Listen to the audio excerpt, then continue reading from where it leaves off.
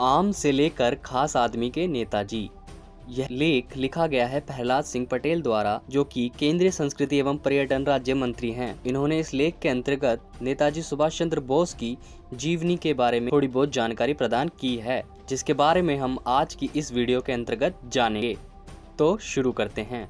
नेताजी सुभाष चंद्र बोस की कहानी संघर्ष की कहानी है। यह एक ऐसे युवा की कहानी है जो अपनी भुजाओं की ताकत से जमीन को चीरने का मद्दा रखता है, जो आसमान में सुराख करने की बात कहता है, जो अपनी मंजिलें अपने पुरुषार्थ से हासिल करने को आतुर रहता है, जिसे कुछ भी मुफ्त में मंजूर नहीं हो। अगर आजादी भी चाहता है तो अपना खून देकर। नेताजी की एक आवाज पर हजारों लोगों ने अपने प्राण न्यौछावर कर दिए। अंग्रेजों के खिलाफ देखते ही देखते उन्होंने पूरी एक फौज खड़ी कर दी। उनके कंठ से निकला नारा जय हिंद आज भी देश के हर नागरिक की जुबान पर रहता है। नेताजी का जन्म कटक में हुआ। बंगाल में उनकी कॉलेज की पढ़ाई हुई। ICS जो कि आज का IAS अफसर है, वह बनकर उन्होंने अपनी काबिलियत का लोहा अपने दुश्मनों को भी मनवा दिया। लेकिन उन्हें अफसरी से मिली सुविधा की जिंदगी पसंद नहीं। वह तो योद्धा थे जी, स्वतंत्रता संग्राम की लड़ाई लड़नी थी।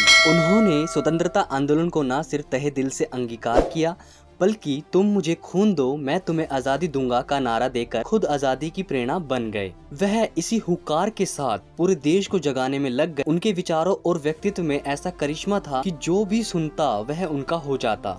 उनकी लोकप्रियता आसमान चूमने लगी और वह जन जन के नेताजी हो गए। भारत माता से उन्हें इतना लगाव था कि गुलामी की जंजीरों में बंधा उन्हें चैन से रहने नहीं देता था।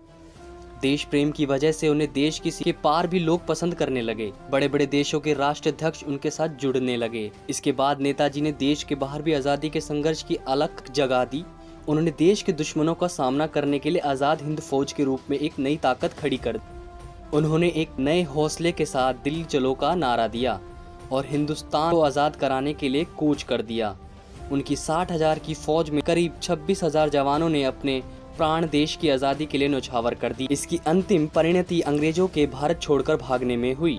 सुभाष चंद्र बोस ने हमेशा अपनी सोच को जिया और दूसरों को जीने के लिए प्रेरित भी किया कि सफलता हमेशा असफलता के स्तंभ पर खड़ी होती है। नेताजी को बार बार असफलताएं मिली, मगर उन्होंने उन असफलताओं को अपने संघर्ष विजय गाथा में परिवर्तित कर दिया।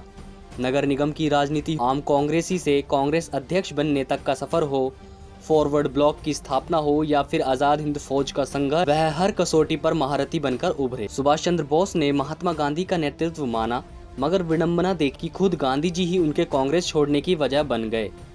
लेकिन दोनों नेताओं में हमेशा एक दूसरे के प्रति सम्मान बना रहा। नेताजी ने कभी भी गांधी जी के लिए अपमान की भाषा नहीं बोली। नेताजी दो बार कांग्रेस अध्यक्ष निर्वाचित हुए, मगर पहले अध्यक्ष का पद छोड़ा, फिर कांग्रेस ही छोड़ दी। इसके बाद वह भारतीय स्वतंत्रता संग्राम का एक ऐसा अध्याय लिख गए जिसमें नए पन्ने जुड़ते। वर्ष 1939 और उसके बाद जब कांग्रेसी और कम्युनिस्ट देश की आजादी के बारे में अपना रुख साफ नहीं कर पा रहे थे, तब सुभाष चंद्र बोस आजादी का सपना लेकर दुनिया के कई शासनाध्यक्षों से मिल चुके थे। उन्होंने आजाद हिंद फौज का गठन ही नहीं किया, बल्कि 21 अक्टूबर 1943 को आजाद सरकार भी बना ली। जर्मनी, इटली, जापान, आयरलैंड, चीन, कोरिया, फिलीपींस समेत 9 देशों की मान्यता भी सरकार को मिल गई।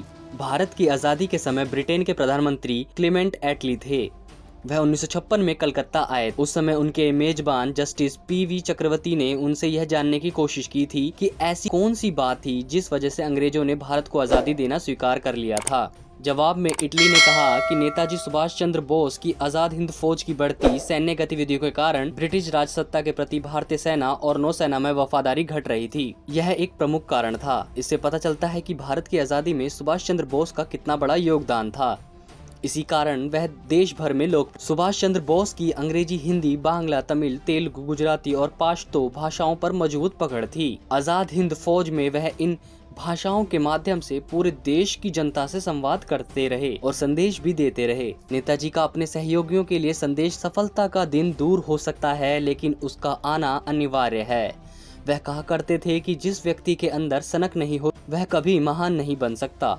गीता का पाठ करना उन्होंने कभी नहीं छोड़ा।